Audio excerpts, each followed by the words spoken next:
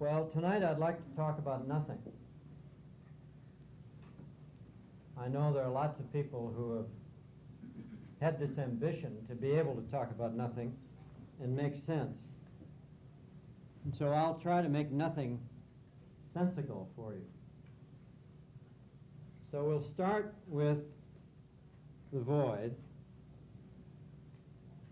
and we will start in the void with the first distinction.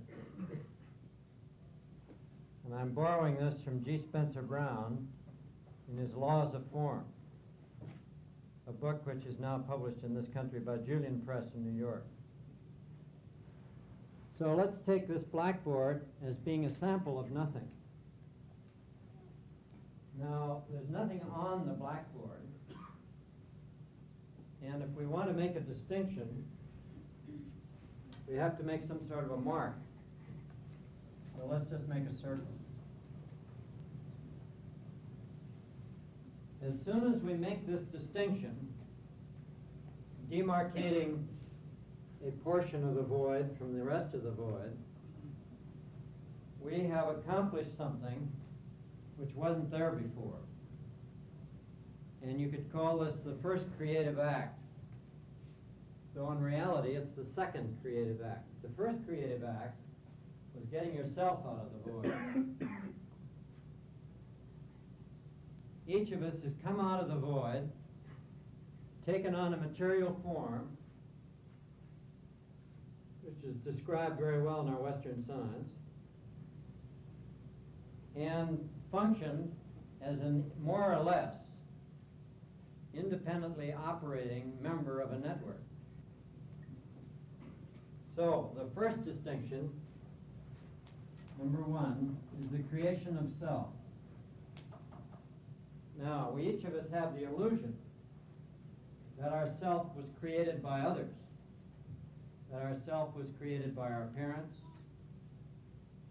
by our peers, by our teachers,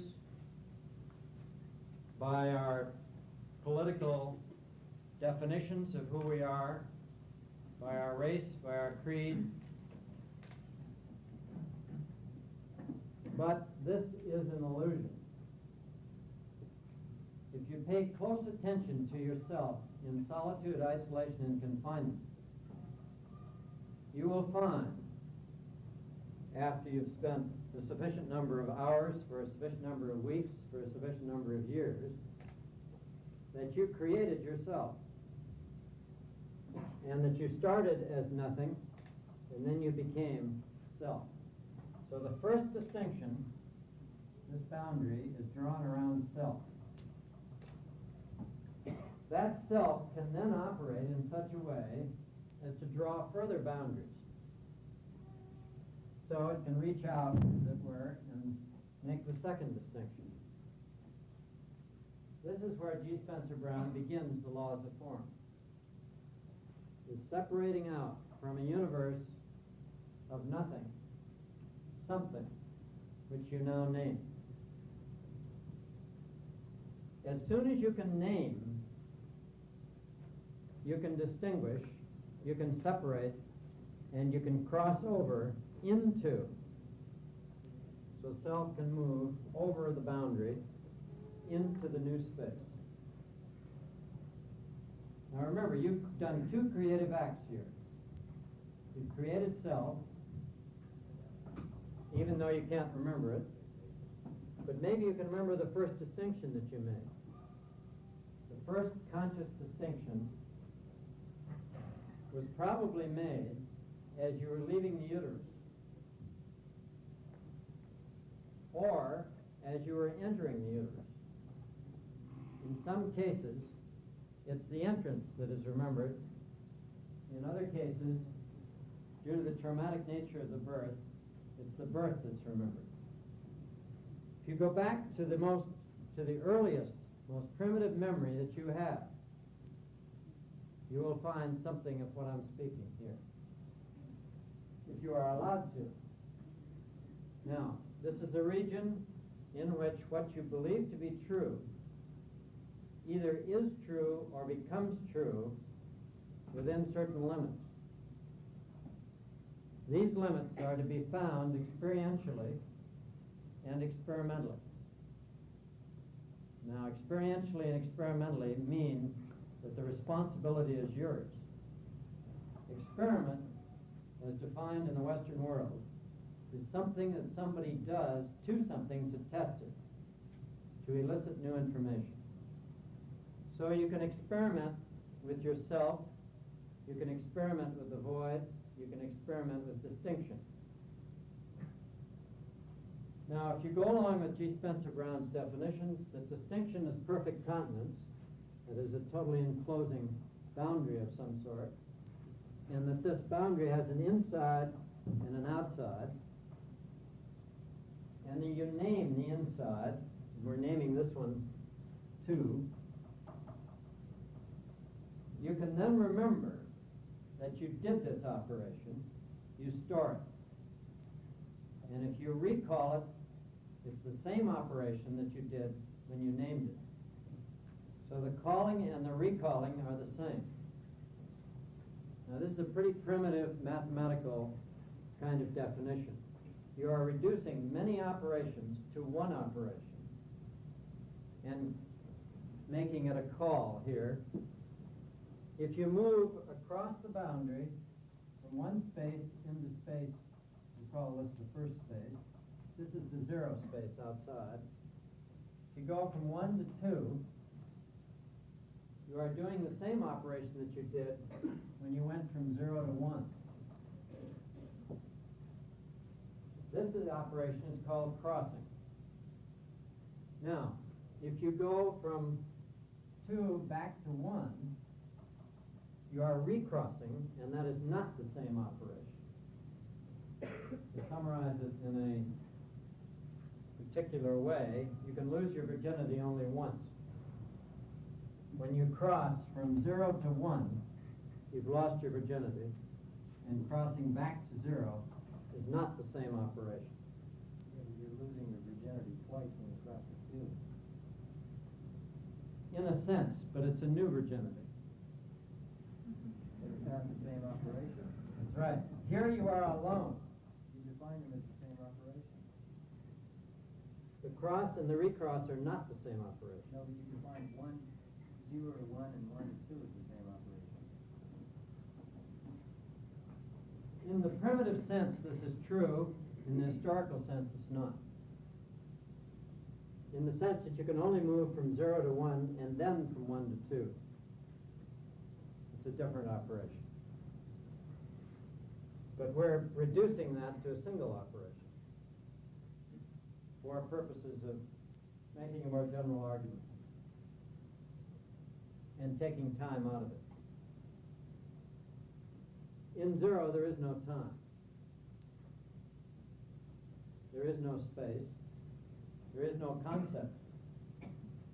The original creative act brings all of these into being simultaneously. Now, as you can see, if you do move into 1 out of 0, you never again can move back to 0, totally innocent. So far as we are concerned in this particular kind of a reality. Now, if we do it, we then can carry no memory of the operation with us back to 0. Because in 0 there is nothing, including memory. Nothing stored there.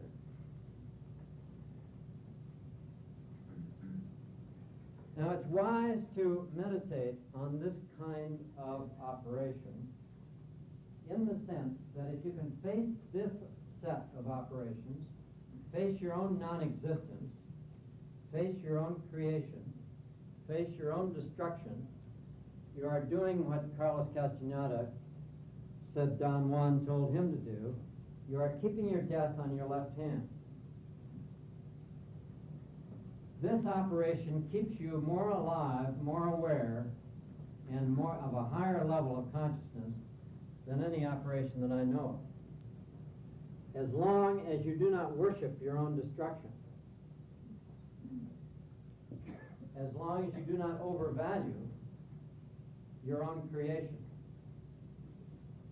We have a tendency to have an aversion to our destruction the destruction of this vehicle, this body in which we live. And we have a tendency to hang on to it and not leave it, as if this were our total being, our total existence, our total creation. Now, if it is, there's nothing we can do about it. If this is our total creation, if we are merely an aggregate of molecules that has been accumulated by a biophysical universe which has no meaning, no direction, no self independently of the molecular aggregates of our body and brain, it's a pretty empty universe for that particular molecular aggregate. It's a lonely place without much point. If these operations have any reality or any truth to them at all, then there is a far greater hope for a spiritual growth, for an expansion of our awareness, and for an increase in our knowledge of how the universe really operates. This is my particular point of view at this time. That's where I'm at. From that point on, one can open up any can of worms that one can conceive of. If you can take in the statement that I made earlier, what one believes to be true either is true or becomes true in the province of the mind. I want to amplify in the province of the mind in a minute. Within certain limits, which are to be found experimentally and experientially, and when so found, are found to be further beliefs to be transcended. Those of you who are interested in mathematics will recognize this as a non-terminating infinite series, a non-converging infinite series, which, if you follow it, can expand your awareness into regions which currently you are not willing to go into, or have not been willing to go into. It is a set of directions to move into the void or anywhere else that you can conceive of. There are travel folders called science fiction that you can follow and test for your own experiential and experimental guidance. There are other manuals around of various sorts from the esoteric schools, the mystical schools, and from theoretical physics and modern science. Take, for example, from the latter group, the study of quantum mechanics.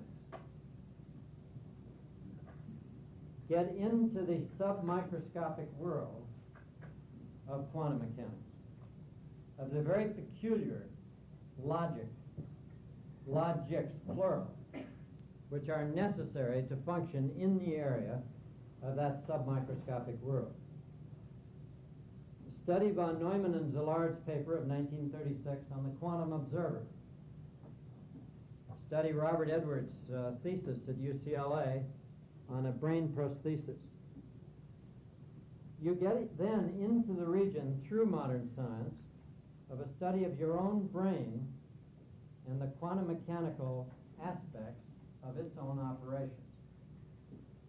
As soon as you do this, you will find that you're entering into spaces, into regions, into states of consciousness, which previously have only been described in the mystical literature, in the Western Christian literature, and in the modern drug literature, in the psychedelic literature, so-called.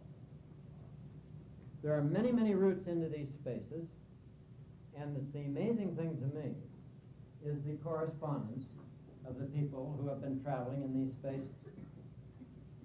Let's take the case of Franklin Merrill-Wolfe. In 1936, after 20 years of work on the yoga of Patanjali as presented by Shankara, Merrill-Wolfe suddenly was able to achieve a transformation in his consciousness without drugs and without overwhelming bodily disaster. The usual way that people get into these spaces is having a close brush with death, some sort of a disaster entering into their life, coming back and suddenly realizing what their life is, the realities of it. This seems to be the most common way that people get into these spaces. And they can then suppress the information, or they can go on and expand their awareness into the regions. Franklin Merrill-Wolfe did it the hard way. He was a physicist and a mathematician, and he decided he was going to try to do it by sheer intellectual programming. In a 6-month period in 1936, he achieved it. And on August 8th, he moved into a region of extreme light,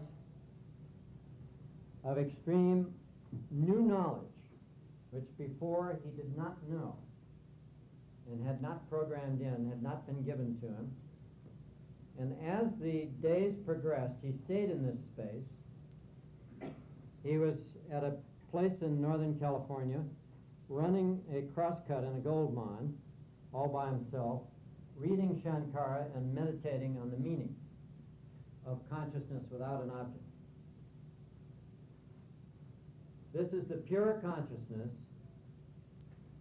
of self, as it were, without a body, without an external reality, and without connection to other humans on this planet.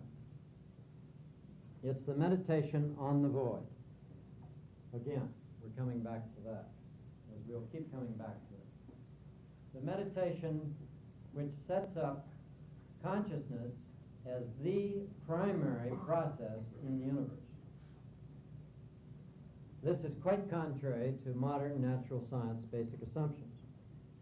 According to modern science and the natural biological bases, consciousness is the result of conglomerations of molecules in particular living structures in particular forms, and man tends to worship his own brain as being the conscious brain as a result of its particular evolution. Well, as you know, I've looked at other brains, other biological organisms with brains as complex and larger than ours, and found that we're being rather arrogant about assuming that we are the only conscious beings on this planet. We don't know about the rest of the universe. But if you proceed from another set of assumptions in which consciousness is primary and matter, energy, and space are secondary, a la Shankara and some of the Eastern philosophers, you quickly arrive in these spaces that we've been speaking of very rapidly. In other words, your awareness becomes that particular gift which has been given to you somehow out of the void, out of nothing. It has been moved into you whether you liked it or not. And you as an individual, as it were, do not realize your connection with the rest of the consciousness of the universe until you are forced to by a severe discipline, which today we call spiritual, and which later, I imagine, in the future years, we will call scientific. I think we're going to move into a series of sciences, new sciences, which have ancient roots in the East, among the Buddhists, among the Tibetans, among the Hindus, and among the Chinese. And gradually, we will see that these sciences have been furthered in the East beyond anything that we have accomplished in similar areas here. However, this apparent disparity between the East and the West, I'm sure, will be erased. Let me give you a very simple-minded example. Here in the United States, we have a system of meditation which was invented here. it is probably the most dangerous form of meditation that the world has ever seen. It requires a high degree of skill. It requires a person to learn it when they are rather young, and they must practice it for many hours every year in order to survive. If they don't practice it, they become a member of the 55,000 lives that are lost every year as a consequence of failure to perform this meditation in an expert fashion. And this is driving a car on a freeway at 70 miles an hour. You must keep that car within a 14-foot wide lane at a very high rate of speed, 60, 70 miles an hour after hour. Now, if you pay close attention to what you're doing under those circumstances, you will find that it has all of the characteristics of an esoteric meditation from the Far East. Number one, it requires your total awareness focused in a given region. As you move down that highway in this narrow channel, you are beset with people doing a similar job, but at different rates than you are. They turn in front of you. You must be aware of them coming in from the sides. You must be aware of them coming at you from the opposite direction. This is a very, very demanding form of operation. The concentration required is obviously of a very high order. And if you fail to do it, the penalty is the death of this vehicle. Now, the amazing thing is that there are so few deaths compared to the number of man-miles covered per year. There are good statistics kept on this, and you can check out the facts of it very easily. Now, it's been discovered by the younger generation, some members of the younger generation, that they can do this operation very easily and at the same time get out of their bodies. For example, I have a friend who drives his car about 3 feet above the car practically all the time when he's on a freeway, because he finds that it's a better vantage point to see what's going on around him. Now, he says, I asked him for a complete description of what this is like, and he says he watches the body below him operating the wheel as a robot that is aware of what is necessary to keep that car in a safe condition under these particularly tough conditions. And I said, well, what are you doing all this time? He said, well, I'm watching the body, and at the same time I'm watching ahead from up at the top of the car. And every so often I tell the body, you know, hey, way down there, bud, there's something coming, you better pay attention. And the body pays attention, and then everything goes fine.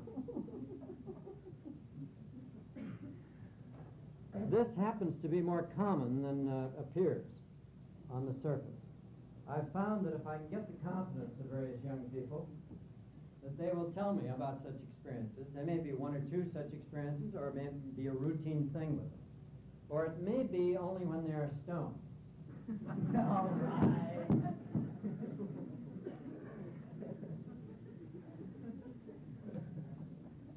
Now, what is being stoned? Andy Weil, in his new book called The Natural Mind, divides the thinkers into two kinds of thinkers, the stoned thinkers and the straight thinkers. Stoned thinking involves several parameters which are very difficult to describe for those who haven't been in the space. In fact, if you haven't been in the space, no description will help you.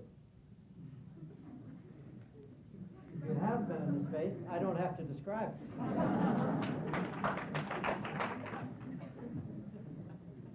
So again, what you believe to be true either is true or becomes true within certain limits, to be found experientially and experimentally. So to be stoned is one of these spaces where you've changed your whole belief structure, where you've moved in away from a set of beliefs of the consensus reality into a set which are far freer and more flowing. Now, I finally tracked down Merrill-Wolfe, and I found that he's a far-out gentleman of 85 years old, living at 6,000 feet on the side of Mount Whitney. He has owned land on the side of Mount Whitney since 1930, and he said that part of his experience was that he was told to move beside a big mountain in order to stay high.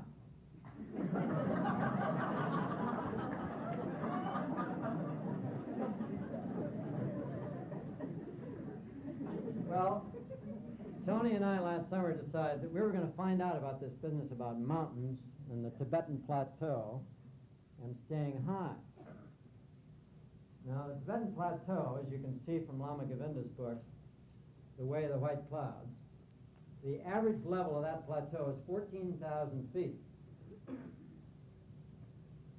And some of the sacred places of the Tibetans are up at 18 to 20,000. So we decided to go see what this was like. So we spent 6 weeks above 7,000 feet in the high Sierras in a motorhome and found out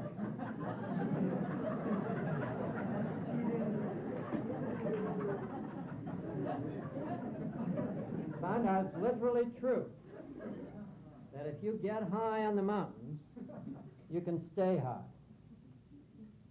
Now, of course, it can be a bummer, too. As anybody who knows stone thinking, it either goes one way or the other. It rarely stays dispassionately in the middle. But if you're very careful and eat the right food, drink the right water, and get lots of exercise, and stay at high altitude, you can stay high, stay stoned. And stone thinking is very much easier as long as you're slightly anoxic. Now, during World War II, I would estimate something like 1,500 hours above 38,000 feet on pure oxygen in high-altitude chambers. And we did a lot of stone thinking, but we didn't call it that then. We called it anoxic thinking, lack of oxygen type thinking. But I noticed that certain people in the group that I was working with at the University of Pennsylvania got addicted to this. And at every chance they took a trip to the equivalent altitude of 38,000 feet on pure oxygen. I didn't particularly take to it because I got a negative reinforcement by getting the bends. I did not pre-oxygenate because we were doing bends research and I was one of the subjects.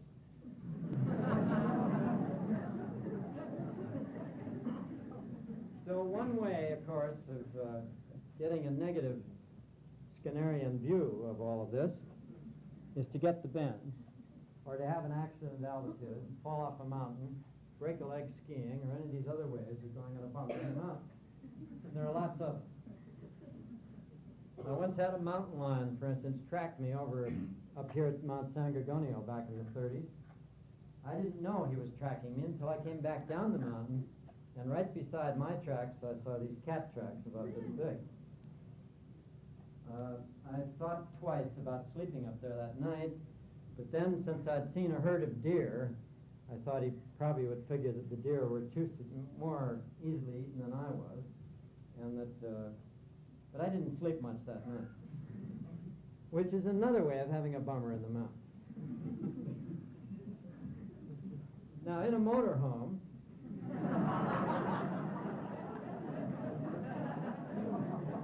notice I'm giving you the program here of how to have a high in the mountain. First, you get a motorhome. Now, this last spring, when we were up on Tioga Pass, Tuolumne Meadows, a bear came by at dusk. He stood about this high on all fours, and he was an impressive cut. And we happened to have parked a motorhome right across his trail. So as he came straight up the side of it, he suddenly realized it was there and went around it like that and then straight on up the mountain, practically ignoring our presence. That is an advantage of the motorhome versus a tent, because he then went on up the hill and proceeded to get into some garbage cans, by which some of our friends were asleep in the tent. They heard him in the garbage cans and scattered for their cars. Okay, So the mountains by themselves are not the answer to the high spaces. But if you can arrange to live there, as Merrill-Wolfe has, it's much easier to change your states of consciousness into the stone states without benefit of illegal substances. Now, it's a mistake to go, say, to 14,000 feet and take any of these illegal substances, because all you'll get is a sound sleep. So you'll find, for example, that in countries where hashish and various things are available freely, that the mountain people, in general, are very, very sparing in their use of these substances. They are not needed. But you'll find that people down near sea level need them. So there seems to be some sort of an inverse relationship between methods of getting stoned by means of plants and chemicals and the altitude. It'd be interesting to do some statistics on this and back this up. This is my impression. Now, this is a long preliminary to Franklin Merrill-Wolfe on the side of Mount Whitman. He's lived there continuously, practically, since 1930. He does not take students, except at a long distance. He's making use of the modern tape recorder to teach.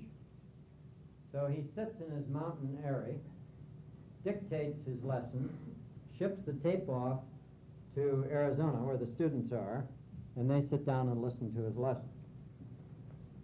Now, his first book, Pathways Through to Space, was published in 1944. He had made his transformation in consciousness in 1936. He wrote for 6 months, then he wrote again a year later, and he filled in the experiences. If you can find this book, Pathways Through to Space, a personal record of a transformation of consciousness, it's well worth reading. I recommend it to you very highly. For those of you who want to do an intellectual transformation in consciousness without chemicals or without the rather boring methods of the esoteric schools, this is a sort of a groovy textbook. It's being republished at my insistence by Julian Press in New York, who published my book, Center of the Cyclone. And it should be out this spring or summer. It'll be available once again. It's a very hard book to find. There was a very limited edition during wartime conditions. Now, he's got a second book, which I've seen in mimeograph form, which he's written mainly for his students, but which should be published. But it's a 600-page manual on the philosophy of consciousness without an object, in which he relates his particular transformations to all of the modern schools of philosophy. It's a very erudite and scholarly work, and also a very powerful manual on how to change your consciousness. And if you pay close attention to what he's doing, is he's examining the belief structure which led him to his transformation. He's presenting to you that belief structure in relation to other schools of philosophy.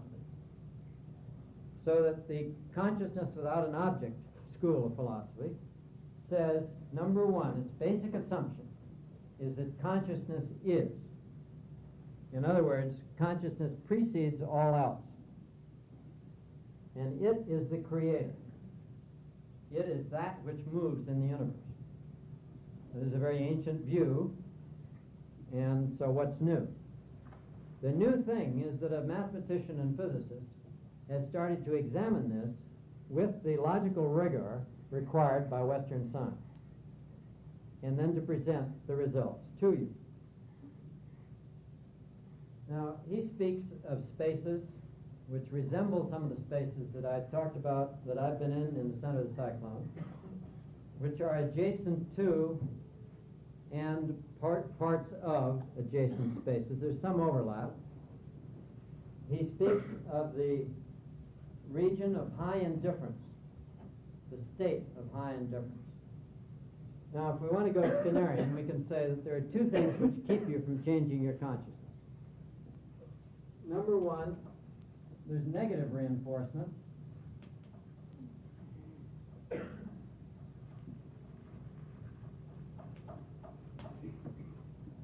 which Patanjali stated very succinctly when he said that pain causes aversion. In modern behavioral psychology, aversion is the equivalent to avoidance. 2, the second trap, and these are traps if you wish, these prevent you getting to the state of high indifference. Positive reinforcement. Pleasure causes attachment.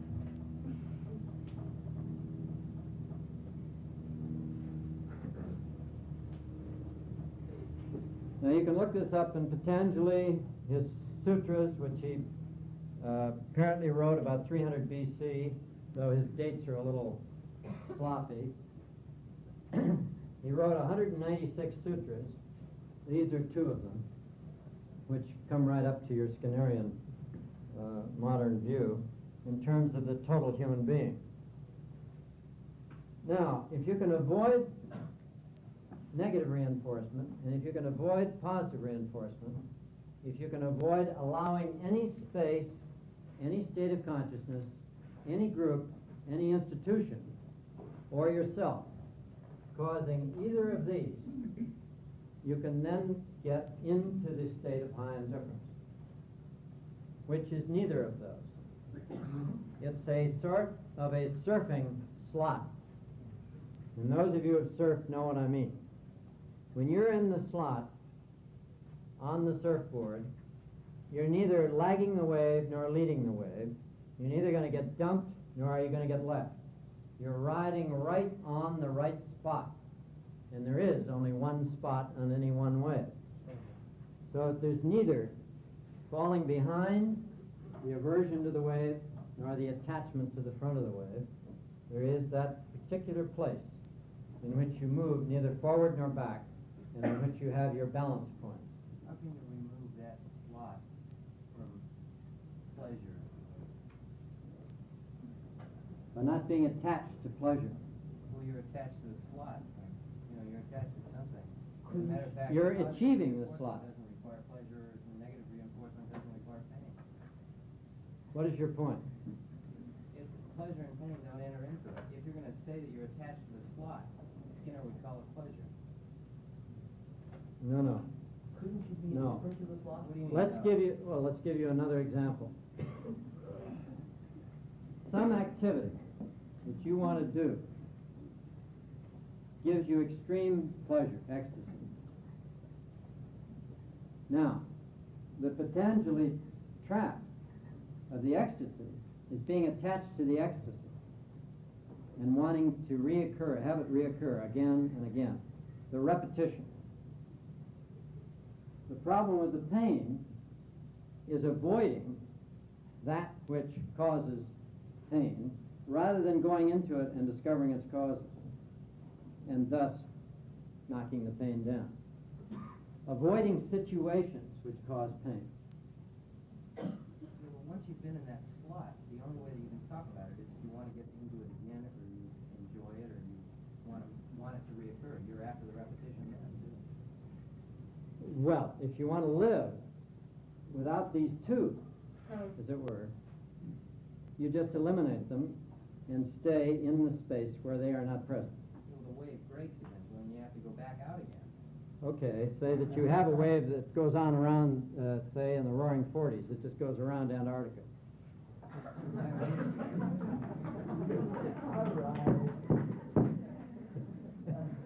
I don't think anybody surfed there. It's a little cold, and you require a lot of characteristics. Yeah, a real wetsuit.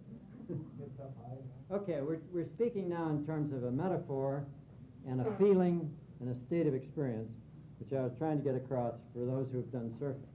Now, if you're a skier, you can get in the same position. You can either come down a mountain, hell-bent for leather, not caring whether you get destroyed or not, and end up in the top of a tree with a couple of broken femurs, or you can come down a mountain not being afraid of going into the trees, but at the same time doing that which is necessary to avoid going into the trees, staying in the slot again. Now you can, as it were, get addicted to this. Or you can come down the mountain so frightened and so attached to going slowly that you never get anywhere. Now an excellent performance is a dispassionate performance in the sense that you do not allow yourself to get so ecstatically excited that you lose control, nor to get so frightened that you lose control. And that's generating a slot in this sense that we're talking about. Now, traveling in inner spaces, you have to have this kind of knowledge also, in a sense, because we are all too likely to fall into negative spaces, bummer trips if you wish, or into extremely ecstatic spaces, sort of like continuously staying on the edge of a sexual orgasm, but never going over, and staying in that ecstatic space. These kinds of spaces are both traps in the Merrill-Wolfe sense. The state of high indifference allows a freer travel into farther out regions than either of these other two possibilities. In other words, falling into hell or seeking heaven are two activities which militate against achieving the high indifference state. Yeah, but maintaining that homeostatic position, wouldn't that in itself... It isn't a homeostasis. It's a steady state. Very different. Yeah, but the maintaining it is homeostasis, and it would become positively reinforcing. Right, but positively reinforcing at the next level up. You're a secondary reinforcer. It's still going to occur. We could call it a meta-reinforcer. Doesn't matter. All right, let's not get lost in the screen of words.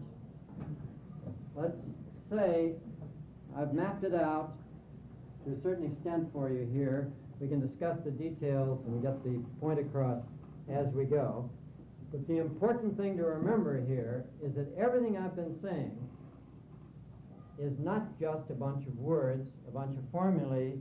It's based on direct experience of the people that I'm mentioning and also myself. And each person who has been in these spaces struggles with the problem of communicating them to others. It's impossible, in my estimation, to transmit the experience directly to someone who has not been anywhere near these spaces. Arguing on a verbal level, using verbal constructions, even as I'm doing here, have no use whatsoever unless they can be like a cookbook, unless the injunctive use of language is remembered. All that Merrill-Wolfe, or myself, or Carlos Castaneda, or Don Juan, or G. cookbook, unless the injunctive use of language is remembered. All that Merrill-Wolfe, or myself, or Carlos Castaneda, or Don Juan, or G. Spencer Brown can do is to lay out a map and tell you, you can move from this part of the map to this part of the map by the following means, and then give you a set of directions. You don't ask a cook, or someone who writes a cookbook, does not try to describe the taste of the food. What he does is give you a set of directions, a list of materials, and the proper way to combine them and to cook them, for you to taste it. And the result is a direct experience of taste, which you can only arrive at by following the injunctive use of language in the cookbook and following the directions. And that's what Merrill-Wolfe is doing, and that's what I've been attempting to do in Center of the Cyclone.